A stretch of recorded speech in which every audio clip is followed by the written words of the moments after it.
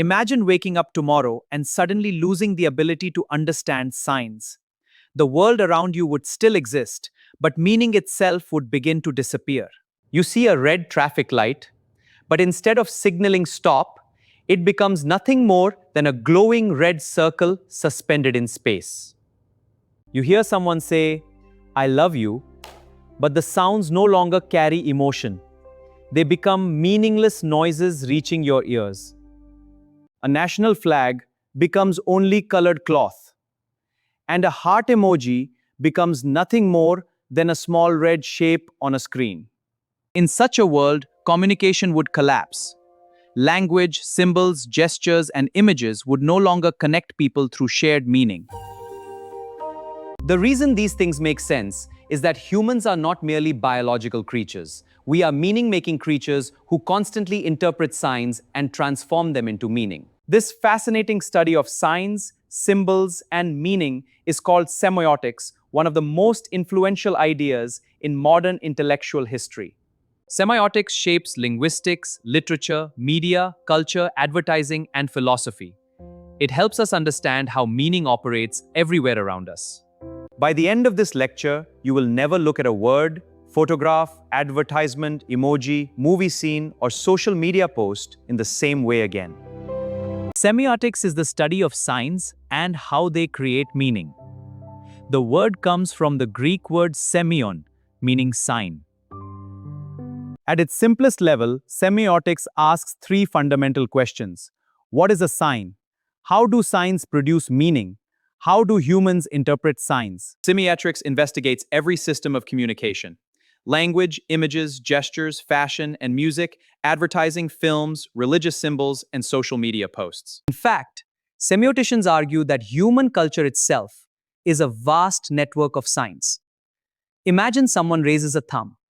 What does it mean? Good job. Everything is okay. Excellent.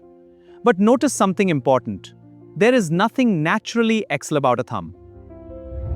The gesture only means something because society has agreed that it means something. This is the fundamental insight of semiotics. Things do not possess meaning naturally. Meaning is created through systems of signs. To understand semiotics, we must begin with the Swiss linguist Ferdinand de Saussure. Saussure revolutionized the study of language in the early 20th century. Before him, linguists focused mainly on historical changes in language.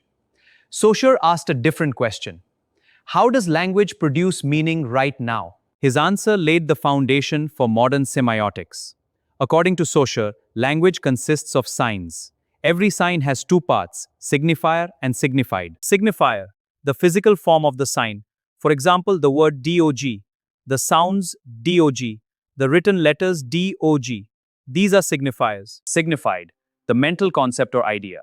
When you hear the word dog, your brain triggers a mental category, four-legged, barking animal. This is the signified, the mental concept. The sign equals signifier plus signified. Saussure argued that meaning arises from the relationship between signifier and signified. For example, signifier tree, signified the concept of a tree. Together they form a sign. This is perhaps Saussure's most famous idea. The relationship between signifier and signified is arbitrary. What does arbitrary mean? It means there is no natural connection between a word and the thing it represents. Consider English, tree, French, arbre, Arabic, shajara. Different sounds, same concept. If words naturally belong to objects, every language would use the same word. But they do not. Therefore, meaning is socially constructed rather than naturally given. This insight transformed linguistics forever. Another revolutionary idea from Saussure is that meaning comes from difference. A word does not possess meaning by itself. It gains meaning because it is different from other words. For example, cat, bat, hat, rat. Changing one sound changes meaning. Similarly, rich, poor. Each term gains meaning by being different from its opposite. Meaning therefore emerges through relationships and contrasts. Think of language as a giant chessboard. A chess piece has value only because of its relationship to other pieces. Likewise, words have meaning because of their place within a larger linguistic system. An American philosopher named Charles Sanders Peirce developed another influential theory of signs. Peirce argued that signs operate in three major ways: icons, indexes, and symbols. Icons. An icon resembles what it represents. Examples: photographs, portraits, maps, emoji showing facial expressions. A photograph of a cat resembles a real cat, therefore it is iconic. Indices. An index points towards something because it has a direct causal link to it. There is a factual or existential connection between sign and object.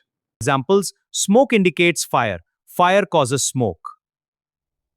Footprints indicate a person has walked there. Dark clouds indicate rain. Symbols. Symbols have meanings because society agrees on them. Examples: national flags, language, mathematical symbols, religious signs. A red rose symbolizes love. A white dove symbolizes peace. There is no natural reason for these meanings. Society creates them. Semiotics is not confined to textbooks. It surrounds us every day. Imagine two people enter a room. One wears a business suit, a tie, polished shoes. The other wears torn jeans, a leather jacket, heavy boots.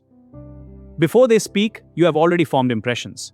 Why? Because clothing functions as a sign system. Fashion communicates identity, class, profession, personality, and social status. Advertising is applied semiotics. Consider a perfume advertisement. You rarely see information about chemical ingredients. Instead, you see luxury cars, attractive models, exotic locations. The advertisement connects the product with ideas of success, beauty, power, desire. Advertisers sell meanings as much as products. A blue check mark, a heart emoji, a viral meme, a profile picture. Each functions as a sign. The check mark, the heart, the meme, the picture, each is a sign that conveys meaning. The digital world is one enormous semiotic environment. Every click, symbol, and icon communicates meaning. Semiotics expanded dramatically through the work of Roland Barthes. Barthes argued that signs often carry multiple levels of meaning. He distinguished between denotation, the literal meaning; connotation, the cultural or emotional meaning. Example: the rose, denotation a flower; connotation, love, romance, passion, beauty. Thus, one sign can generate many meanings. Myth, the hidden story. Barthes introduced the concept of myth. A myth is not necessarily a false story. Rather, it is a cultural message disguised as common sense. For example, a luxury watch advertisement may appear to sell a watch, but beneath the surface, it may be communicating. Successful people own this. The watch becomes a sign of status and prestige. Semiotics and literature. Why should literature students care about semiotics? Because literary texts are made of signs. Literature is a system of signs. Every element in a literary work can function semiotically. Characters, settings, colors, objects, names, symbols. Consider the green light in The Great Gatsby. It is more than a light. It becomes a sign of hope, desire, the American dream. Similarly, the conch shell in Lord of the Flies symbolizes order and civilization. Semiotic analysis allows us to uncover layers of meaning hidden within texts. We live in an age saturated with signs. Advertisements compete for our attention. Social media constantly shapes perceptions. Political campaigns use symbols strategically. Brands create identities through logos. Influencers construct images through carefully selected signs. Semiotics helps us become critical readers of culture. Instead of asking, "What does this mean?" we begin asking, "How is this meaning being produced?" And perhaps even more importantly, who benefits from this meaning? These questions transform passive consumers into active interpreters. Semiotics teaches us that meaning is not simply found in the world, it is produced. Words, images, gestures, emojis, advertisements, films, fashions, and literary texts all function as signs. Through the pioneering work of Saussure, Peirce, and Barthes, we learn that culture itself can be read like a language. The next time you see a logo, a meme, a national flag, a photograph, or even a simple emoji, remember, you are not merely looking at an object, you are looking at a sign. And behind every sign lies a network of meanings, assumptions, values, and cultural stories waiting to be decoded. That is the power of semiotics. It reveals that human beings do not simply live in the world. We live in a universe of signs. If you enjoyed this lecture, do not forget to like, share, and subscribe for more deep explorations into literary theory, criticism, philosophy, poetry, and world literature. Until next time, keep reading critically and thinking deeply. Thank you for watching.